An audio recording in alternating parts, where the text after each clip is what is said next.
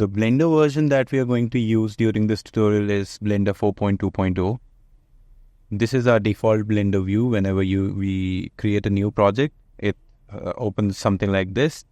These are the axes over here. This is x-axis, this is y-axis, and there's a third axis called the z-axis. It's not marked with a color, but we can see that there's a z-axis over here. And this point wherein all three axes intersect with each other is called the origin. There's a circle over here which is red and white in color. This is called as a 3D cursor, which is considered the center for any object that we add into the scene. We'll be checking how it works just in a minute. Then there's a menu on the right which contains the list of the objects that exist in our scene. So we can see that we have a camera over here, a cube, and a light source. We can also select the object that we want to choose by clicking on it in the viewport. Now, on the right hand side, here we can see we have transform information about the object that we have selected.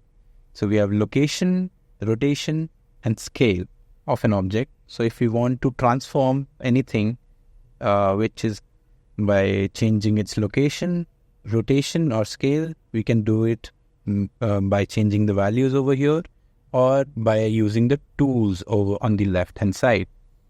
So now let's jump into what tools do we use most of the time to navigate during the scene.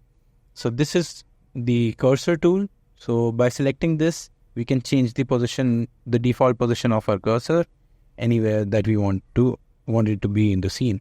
Now if I want to add any object, it will get added wherever the cursor is placed.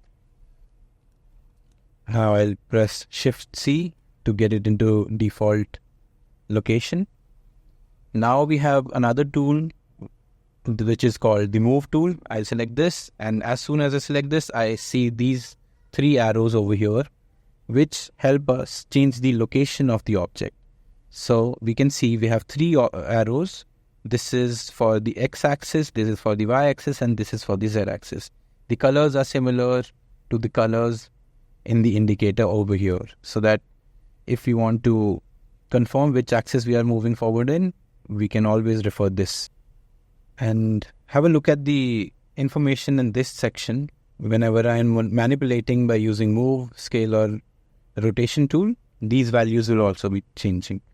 I generally use another menu. By pressing N, that menu appears over here on the right, which does more or less the same things, but it also adds dimensions factor over here. We'll come back to that later. But first of all, let's learn how the transformation tool, the first transformation tool, Move tool, how it works. So as soon as I drag it into the Z-axis, we notice that these values get changed.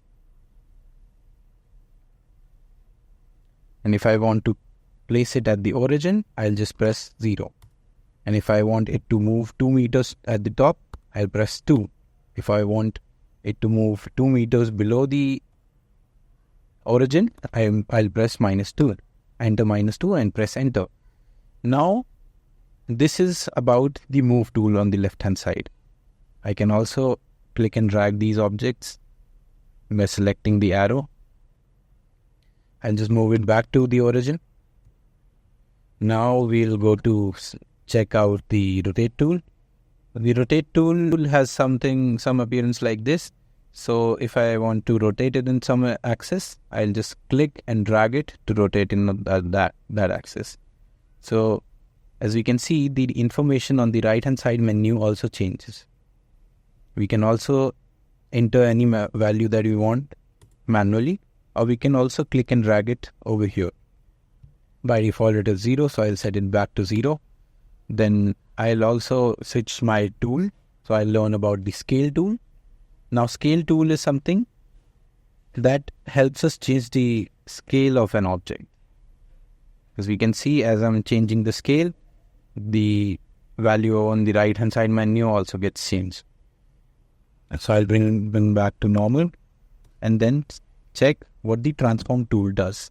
Transform tool is the combination of Move tool, Rotation, and Scale tool. So these all three things merged, combined, appear in under transformation tool. So this is the most commonly used tool in Blender. Now what we want to learn is these icons over here. What do these do? So these help us zoom in or zoom out. I'll click and drag it to zoom in, zoom out. If I'm working on a laptop or a MacBook, these things are very helpful.